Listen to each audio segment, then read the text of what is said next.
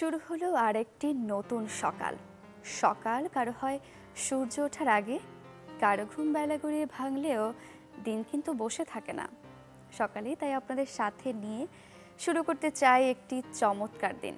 আমরা মনে করি প্রতিটি দিনই সবচেয়ে সেরা, তাই দিনটি আরো সুন্দর হয়ে উঠুক সবার জন্য। চ্যানেল 24 সকালের আয়োজন সবাইকে নিয়ে নতুন দিনটিকে সফল ও সুন্দর করার আয়োজন। শুভ সকাল, আমন্ত্রণ কেওয়াইস্টিল নিবেদিত সকাল 24-এ। আজ শনিবার 16 ভাদ্র 1431 বঙ্গাব্দ এবং 31 আগস্ট 2024 খ্রিস্টাব্দ। আপনাদের সাথে রয়েছি আমি সারিকা তাবাসসুম। দর্শক, সকাল সকাল আয়োজনের একেবারে শুরুতেই আজ আপনাদের ঘুরতে নিয়ে যাব নাটোরের নলডাঙ্গা উপজেলার হালতিলবিল গ্রামে। দেখতে একদম ছবির মতো চারিদিকে পানির মাঝে জেগে থাকা বিল আর গ্রাম ঘুরে আসবো সহকর্মী দেবাশিস কুমার সরকারের সাথে। দেবাশিস কুমার সরকার, শুভ সকাল। আপনি আছেন হালতির বিলে, জায়গাটার আশপাশে অনেক পানি, নিশ্চয়ই আপনি নৌকা যুগে সেখানে গিয়েছেন। তো সেই অভিজ্ঞতাটুকু আপনার কাছ থেকে একটু জানতে চাই এবং আশপাশটা যতটুকু সম্ভব একটু ঘুরে দেখতে চাই। শুভ সকাল। আমি এখন রয়েছি নাটোরের শহর থেকে 10 কিলোমিটার উত্তরে হালতির বিল নামক একটি স্থানে। আমার পিছনে বিস্তীর্ণ জলরাশি, এই জলরাশির ভেতরেই কিন্তু রয়েছে অনেকগুলো গ্রাম। সেই গ্রামগুলোতে মানুষের বসবাস রয়েছে। সেখানে এই জলরাশি ভেদ করে বিভিন্ন নৌকাতে করে যেতে হয় এই গ্রামগুলোতে। এখানকার গ্রামগুলোর মানুষের জীবন বৈচিত্র্য কিন্তু একেবারে অন্যরকম। আমরা যদি একটু বর্ণনা করি যে নাটোর শহর থেকে হালতির বিলে আসতে হলে আমাদেরকে কি করতে হবে, সেটা হচ্ছে নাটোরের শহরে বাস থেকে নেমে নাটোর মাদ্রাসার মোড় এলাকা থেকে আমাকে অটো রিক্সা যোগে এই হালতির বিল পাটুলে আসতে হবে। এখান থেকে আসতে গেলে আপনাকে 35 থেকে 40 টাকা অটো রিক্সা ভাড়া নেবে এবং এখানে এসে আপনি এখান থেকে পাবেন অনেক নৌকো। এখান থেকে বিল ভ্রমণের জন্য পাওয়া যায়, নৌকো পাওয়া যায়। আপনি যদি বিলটা এক চক্কর ঘুরে দেখতে চান, এখানে দুটো গ্রাম রয়েছে বিলের মধ্যে খুব কাছে। এই কাছাকাছি দুটো গ্রাম ঘুরে দেখতে চাইলে আপনাকে মাত্র 50 থেকে 60 টাকার মধ্যে জনপ্রতি নৌকাতে করে ঘোরানো যাবে। এছাড়া আপনি যদি এখানে প্রায় অর্ধশত থেকে প্রায় 100 নৌকো থাকে সবসময়ই। এখানে এই নৌকোগুলো থাকে দর্শনার্থীদের জন্য খোলা।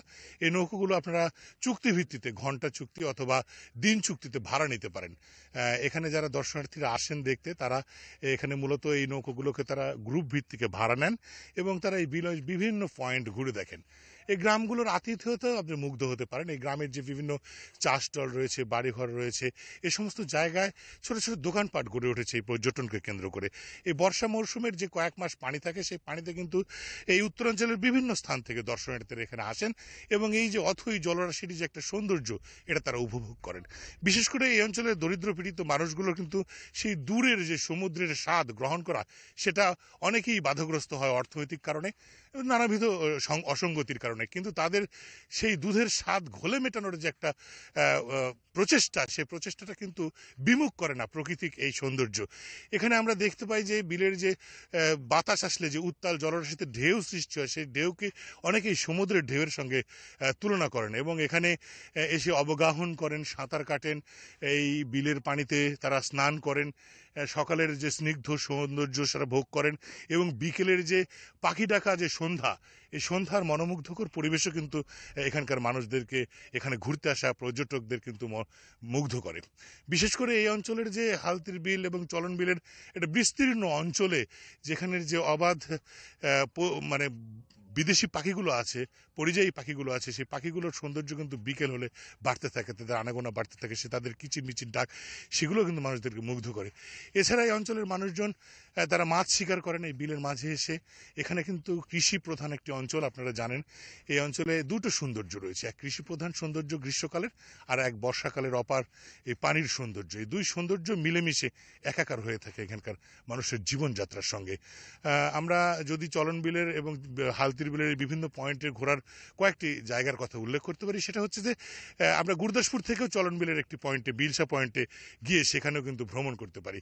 সেখানে যদি আমাকে যেতে হয়, তাহলে গুরদাসপুর থেকে আমাকে সরাসরি বিলসায় অটোরিকশা ভাড়া করে যেতে হবে এবং সেখানেও এই ধরনেরই নৌকা পাওয়া যায়। আরেকটি কথা আর একটি কথা বলতে পারি যে এইখানে এই যে পর্যটনকে ঘিরে এখানে কিন্তু নানা সুযোগ সুবিধা তৈরি হয়েছে। মানুষরা এখানে কিন্তু হোটেল দিয়েছেন, বিভিন্ন রেস্তোরাঁ দিয়েছেন এবং পর্যটকদেরকে আনন্দে রাখবার, খুশি রাখবার জন্য যে সমস্ত ব্যবহার রয়েছে সেগুলো, যে সমস্ত উপাদান রয়েছে সেগুলো কিন্তু এখানে রয়েছে এবং মানুষরা যাতে এখানে ঘুরতে এসে কোনো ধরনের অস্থিতিশীল পরিবেশের মুখোমুখি না হয় এবং সেবা যাতে ভালো পায়, এজন্য প্রশাসন এবং এখানে স্থানীয় জনগণ এটা কিন্তু একটা দেখভাল করছেন। কারণ তারা মনে করেন যে পর্যটকরাই হচ্ছে এই অঞ্চলের আয়ের একটা অন্যতম উপায়। এছাড়া আপনার মানুষের কিন্তু ভ্রমণপ্রিয়াসী মানুষের কিন্তু সবসময় ভ্রমণটা প্রয়োজন। কাজের মধ্যে যে বিনোদন, সেই বিনোদনের জন্য কিন্তু মানুষ একটুখানি বিনোদনের জন্য ঘুরে ফিরে আসেন এই হালতির বিল তথা চলন বিলের বিস্তীর্ণ জলরাশির মাঝে। আসলে আপনারা সবাই আসবেন এখানে ঘুরতে, এই প্রত্যাশা রেখেই আজকের মতো শুভ। দেবাশিস কুমার সরকার, আপনাকে অসংখ্য ধন্যবাদ। দর্শক, ঘুরে এলাম নাটোরের হালতির বিল থেকে এবং জানছিলাম সেখানকার মানুষের জীবনযাত্রা নিয়েও। দর্শক, আপনারা যারা ভ্রমণ পিপাসু, ঘুরতে পছন্দ করেন, জানতে পছন্দ করেন, চাইলে কিন্তু ঘুরে আসতে পারেন নাটোরের এই ছোট্ট সুন্দর জায়গাটি থেকে। দর্শক, এবারে আমাদের আয়োজন নিয়মিত আয়োজন পত্রিকা। আমরা চলে যাব পত্রিকায়, দেখে নেব আজকের দিনের সব প্রধান প্রধান শিরোনামগুলো। শুরু করছি তবে সমকাল দিয়ে। বিদ্যুৎ জ্বালানিতে যথেচ্ছ লুট। আওয়ামী লীগ 2009 সালে সরকার গঠনের সময় খুচরায় প্রতি ইউনিট বিদ্যুতের গড় দাম ছিল 3 টাকা 73 পয়সা। বর্তমানে গ্রাহক পর্যায়ে প্রতি ইউনিট বিদ্যুতের দাম 8 টাকা 95 পয়সা। আমোদে গ্যাস প্রকল্প হেসে খেলে 9-6। জানাই ছিল সব প্রকল্পের উদ্দেশ্য হবে ব্যর্থ, তবু কোটি কোটি টাকা হরিলুটের আয়োজন। গ্যাস ও বিদ্যুৎ খাতে উন্নয়নের ধোঁয়া তুলে আওয়ামী লীগ সরকার গেল 15.5 বছর রাষ্ট্রীয় টাকা 9-6 করেছে হেসে খেলে। ত্রাণের গাড়ি দেখলেই ছুটছে শত শত মানুষ। বন্যার মৃতের সংখ্যা বেড়ে 54, ফেনীতেই 23। দর্শক, বন্যা পরিস্থিতির শিরোনাম আমরা পড়ছিলাম। আমরা একটু সরেজমিনীয় বন্যা পরিস্থিতির খবর জেনে আসব। আমরা চলে যাব চাঁদপুরে। চাঁদপুর থেকে যুক্ত হচ্ছেন সহকর্মী আল ইমরান শোভন। আল ইমরান শোভন, আমরা একটু চাঁদপুরের বন্যা পরিস্থিতি নিয়ে জানতে চাই। বন্যার পানি তো কমে গিয়েছে, কিন্তু আমরা যতটুকু জেনেছি দুর্ভোগ ভেসে উঠছে। তো কি পরিস্থিতি সেখানকার? আমি এখন এই মুহূর্তে অবস্থান করছি চাঁদপুরের মেঘনা নদী তীরে অবস্থান করছি। এই মেঘনা নদীর পানি বর্তমানে বিপদসীমার নিচ দিয়ে প্রবাহিত হচ্ছে। আমি চাঁদপুর পানি উন্নয়ন বোর্ডের কর্মকর্তাদের সাথে কথা বলেছি, তারা যেটি জানিয়েছেন মেঘনার পানি বিপদসীমার 70 থেকে 80 সেন্টিমিটার নিচে দিয়ে প্রবাহিত হচ্ছে। জেলা প্রশাসনের কর্মকর্তারা জানিয়েছেন উপকূলের পানিতে চাঁদপুরের 2টি উপজেলার অন্তত 10 যে গ্রাম প্লাবিত হয়েছিল সেখান থেকে পানি নামতে শুরু করেছে। অর্থাৎ ধীরে ধীরে ওইসব এলাকার গ্রামগুলো বন্যামুক্ত হওয়া শুরু করেছে। এখন ওই এলাকার বন্যার পানিতে ফসলি জমি এবং বসত ঘরবাড়ি যে ব্যাপক ক্ষয়ক্ষতি হয়েছিল, ক্ষতিগ্রস্তদের তালিকা করে তাদেরকে কিভাবে সহযোগিতা করা যায় সেই ব্যাপারে প্রশাসন উদ্যোগ নিয়েছে। বিশেষ করে যারা যেসব কৃষক আমনের ধান বীজতলা নষ্ট হয়ে গেছে তাদেরকে বীজ দিয়ে কিভাবে সহযোগিতা করা যায় এবং যেসব মাছের ঘের নষ্ট হয়েছে, মুরগির খামার, গরুর খামার, যারা ক্ষতিগ্রস্ত হয়েছেন তাদেরকে সহযোগিতার ব্যাপারে জনপ্রশাসন কাজ করে যাচ্ছেন। আর যারা যেসব মানুষ আশ্রয় কেন্দ্রে আশ্রয় নিচ্ছেন তারাও বাড়ি ফেরা শুরু করেছেন। তবে ওই যারা বন্যা দুর্গত এলাকার লোকজন জানিয়েছেন তাদেরকে গত 1 সপ্তাহের বেশি সময় ধরে চরম বেশ দুর্ভোগ পথে, বিশেষ করে উজানের পানি চাঁদপুরের যে সীমান্তবর্তী জেলাগুলি রয়েছে সেই সব এলাকায় কুমিল্লার পার্শ্ববর্তী জেলা কুমিল্লা থেকে পানিগুলি প্রবাহিত হয়েছিল। সেখানে শাহরাস্তি উপজেলার অন্তত 10টি ইউনিয়নের 1.5 লক্ষাধিক বাসিন্দা বন্যা কবলিত হয়েছিল। পাশাপাশি শাহরাস্তি উপজেলা লাগোই যে কচু উপজেলা রয়েছে সেখানকার যে আশরাফপুর ইউনিয়ন রয়েছে, আশরাফপুর ইউনিয়ন অন্তত 5টি গ্রাম প্লাবিত হয়েছিল। সেখান থেকে ধীরে ধীরে পানি নেমে গেলেও ক্ষত চিহ্ন ফুটে উঠতে শুরু করেছে। সেখানকার রাস্তাঘাটেরও ব্যাপক ক্ষয়ক্ষতি হয়েছে এবং যেসব প্রাইমারি স্কুল রয়েছে সেগুলো অনেক ক্ষয়ক্ষতি হয়েছে। আমি এই ব্যাপারে চাঁদপুর যে জেলা প্রশাসন, মৎস্য বিভাগ এবং কৃষি অফিসের সাথে কথা বলেছেন। তারা বলতেছে যেটি জানিয়েছেন বন্যায় অন্তত 1.5 কোটি টাকার ক্ষয়ক্ষতি হয়েছে এবং এই ক্ষয়ক্ষতি ক্ষতিগ্রস্ত কৃষকদের পাশে দাঁড়ানোর জন্য তারা চেষ্টা করে যাচ্ছেন। আরেকটি বিষয় জানিয়ে রাখি, এই বন্যা এবং একই সাথে অতিবৃষ্টির কারণে চাঁদপুরে ফসলি জমির অনেক ক্ষয়ক্ষতি, বিশেষ করে ফরিদগঞ্জ এবং হাইমচর উপজেলার কৃষকরা অনেক ক্ষতিগ্রস্ত হয়েছেন। তো এই ছিল চাঁদপুর থেকে সর্বশেষ খবর। আলিমরান শোভন, আপনাকে ধন্যবাদ। দর্শক, চাঁদপুরের বন্যা পরিস্থিতি নিয়ে জানছিলাম। পানি কমতে শুরু করেছে, সেই সাথে ক্ষয়ক্ষতিও ভেসে উঠছে। সবকিছু স্বাভাবিক হতে হয়তো কিছুটা সময় লাগবে। আমরাও চাই সবকিছু স্বাভাবিক হয়ে উঠুক খুব দ্রুতই। দর্শক, আমরা সমকাল পড়ছিলাম, সমকালের পরে আমরা চলে যাব প্রথম আলোতে। 4 মাসের দুর্যোগে প্রায় 2 কোটি মানুষ আক্রান্ত। এখন পর্যন্ত 11টি জেলার 64টি উপজেলা বন্যায় প্লাবিত। পানিবন্দী পরিবারের সংখ্যা এখন পর্যন্ত 10,09,522। নৃশংসতা রোধে জাতিসংঘকে পাশে চায় বাংলাদেশ। মানবাধিকার লঙ্ঘনের ঘটনা তদন্তে জাতিসংঘের মানবাধিকার বিষয়ক হাই কমিশনার ফলকার টুর্ককে প্রধান উপদেষ্টা ডক্টর ইউনূসের চিঠি। বন্যা কবলিত এলাকায় মৃত্যু বেড়ে দাঁড়ালো 54। আমরা সমকালেও পড়ছিলাম। পদ্মা সেতু প্রকল্পে 1,835 কোটি টাকা সাশ্রয়, জাজিরায় ফাজুল কবির খান। পদ্মা সেতু প্রকল্পে 1,835 কোটি টাকা সাশ্রয় হয়েছে বলে জানিয়েছে সড়ক পরিবহন ও সেতু মন্ত্রণালয়ের উপদেষ্টা মোহাম্মদ ফাজুল কবির খান। প্রথম আলোর প্রধান শিরোনামগুলো তো আমরা দেখে নিচ্ছিলাম, এবারে আমরা কালের কণ্ঠে শিরোনামে চলে যাব। দুদকের জালে 70 রাঘব বোয়াল। বিপুল ধনসম্পদ লোপাটের অভিযোগ, কেউ কেউ টাকা পাচার করেছে বিদেশে।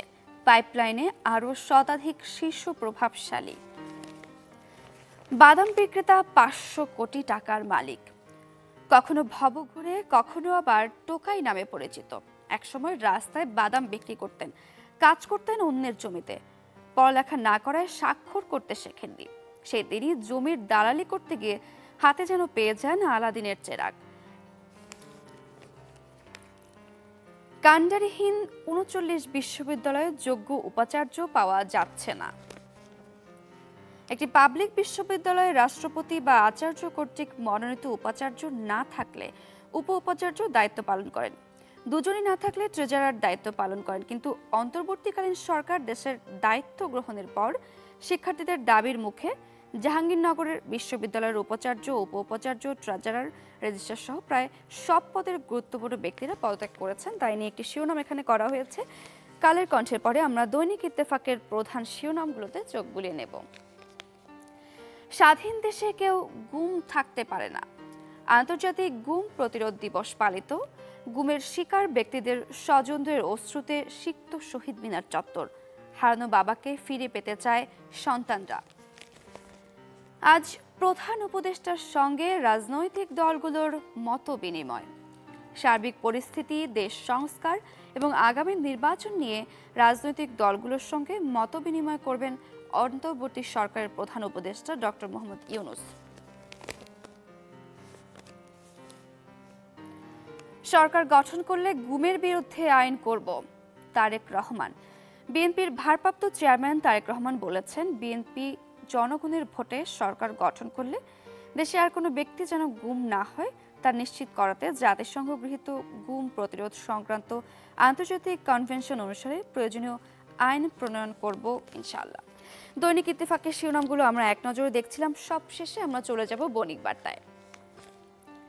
উচ্চশিক্ষাকে নিচে নামিয়েছেন যারা 2009 থেকে 2024 সাল। দেশের সর্বোচ্চ বিদ্যাপীঠ বলা হয় বিশ্ববিদ্যালয়কে। দেশে বিগত কয়েক দশকে উচ্চশিক্ষায় পর্যাপ্ত সুযোগ সুবিধা নিশ্চিতে অনেকগুলো বিশ্ববিদ্যালয় প্রতিষ্ঠা করা হয়েছে।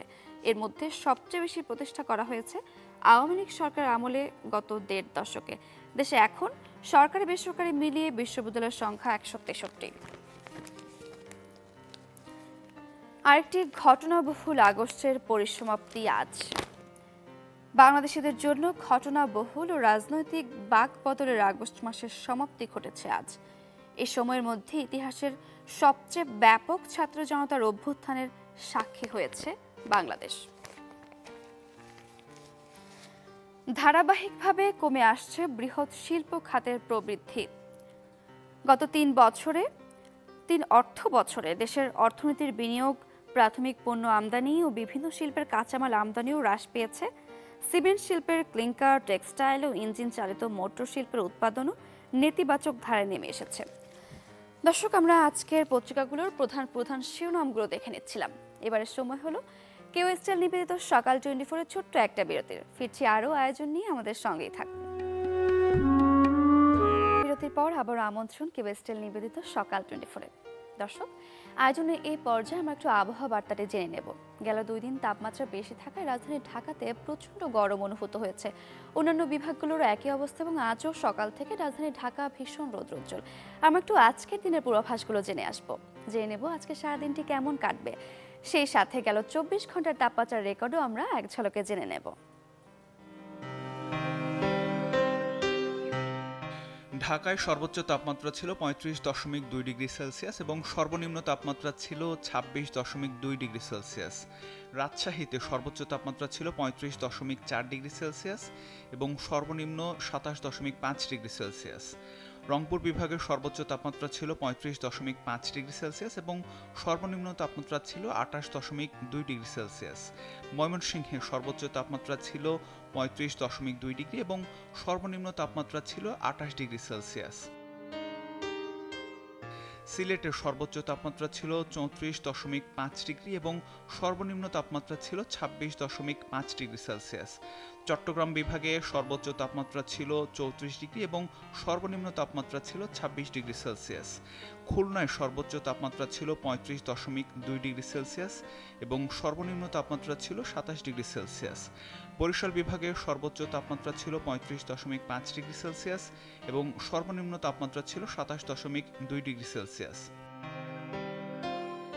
এদিন দেশের সর্বনিম্ন তাপমাত্রা রেকর্ড করা হয় বান্দরবানে 24.8 ডিগ্রি সেলসিয়াস এবং সর্বোচ্চ তাপমাত্রা কুড়িগ্রামের রাজারহাটে 37.5 ডিগ্রি সেলসিয়াস। আজ চট্টগ্রাম ও সিলেট বিভাগের কিছু কিছু জায়গায় এবং রংপুর, রাজশাহী, ময়মনসিংহ, ঢাকা, খুলনা ও বরিশাল বিভাগের 2-1 জায়গায় অস্থায়ীভাবে দমকা অথবা ঝোড়ো হাওয়া সহ হালকা থেকে মাঝারি ধরনের বৃষ্টি বা বজ্রসহ বৃষ্টি হতে পারে। সেই সাথে দেশের কোথাও কোথাও মাঝারি ধরনের ভারী বর্ষণ হতে পারে। আজ সারা দেশে দিন ও রাতের তাপমাত্রা অপরিবর্তিত থাকতে পারে। দর্শক, আবহাওয়া বার্তাটি জানছিলাম। এবার একটু আপনাদের নিয়ে যাব ঝালকাঠিতে। দর্শক, পেয়ারার পাশাপাশি ঝালকাঠির আমড়ার সুখ্যাতি কিন্তু দেশ জুড়ে। এই ভাদ্র আশ্বিন মাস আমড়া চাষের ভরা মৌসুম। নদী খালের এলাকা হয়, আমড়ার সংগ্রহ আর বাজারও বসে নৌকায়। এই ভরা মৌসুমে আমড়ার উৎপাদন আর বাজারজাত নিয়ে আমরা জানবো। একটু ঝালকাঠি থেকে ঘুরে আসবো। যুক্ত হচ্ছেন সহকর্মী রতন আচার্য।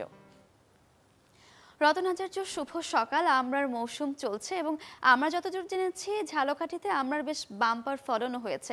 আসলে কৃষকরা কতটা লাভবান হতে পারছে? সারিকা, শুভ সকাল।